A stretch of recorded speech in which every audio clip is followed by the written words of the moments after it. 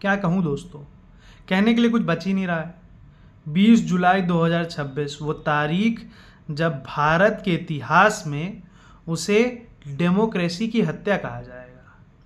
आज तक जब भी डेमोक्रेसी की हत्या या ऐसे शब्दों का प्रयोग होता है, ऐसे दिन को याद किया जाता है, तो याद आता है इमरजेंसी का वो दौर जो इंदिरा गांधी के समय हुआ था। और पिछले लगभग 12 साल से नरेंद्र मोदी इंदिरा गांधी जैसी लेगेसी पाना चाहते थे और शायद उन्होंने पा लिया है। 20 जुलाई 2026 एक बेसिक एमिनिटीज़, एडुकेशन आपकी लग्जरी नहीं है, एडुकेशन आपकी बेसिक एमिनिटीज़ है, उसके प्रोटेस्ट में उतरे छात्र, उनके साथ बर्बरता की गई। बर्बरता हुई उस दिल्ली पुलिस की जिसके मीम हम बचपन में देखते थे कि दिल्ली पुलिस दिल की पुलिस। पता नहीं दिल कहाँ गया, या ऊपर बैठे लोगों का दिल नहीं है। सरकार के लोग जब विपक्ष में थे तो वो चिल्ला चिल्ला के कहते थे कि पेपर स्कैंडल चल रहा है, एडुकेशन माफिया है।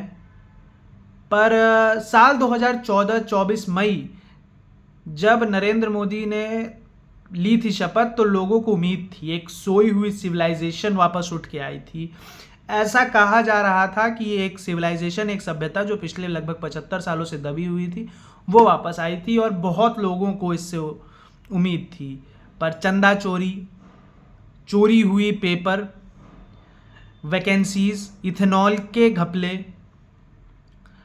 कुछ और दिक्कतें, जैसे उत्तराखंड में जो बातें हो रही हैं, मणिपुर में जो राइट्स हुए, साल 2021 इलेक्शन में जो बंगाल में हिंदुओं के साथ हुआ, इतनी सब खराब चीज़ों में जब आप चुप रहते हैं ना तो लोग भड़कते हैं, लोग बोलते हैं। कल तो भड़के भी नहीं थे, वो तो पूछने गए थे, बात करने के लिए, अपना विरोध और नाराजगी दर्ज करा रहे हैं। बर्बरता की गई, पता नहीं क्यों।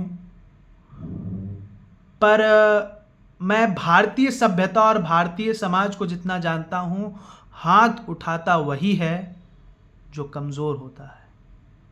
और क्या भारत की सरकार इतनी कमज़ोर है कि वो 50 से 60 हज़ार स्टूडेंट्स के प्रोटेस्ट को हैंडल नहीं कर पाई, उनकी मांगे नहीं समझ पाई, अगर उनकी मांगे गलत है तो उनको कन्विंस नहीं कर पाई, जो इलेक्शन में वो करते हैं। मुद्दा यहाँ सिर्फ ये है कि क्या भारतीय समाज 3 साल बाद इसको याद रखेगा।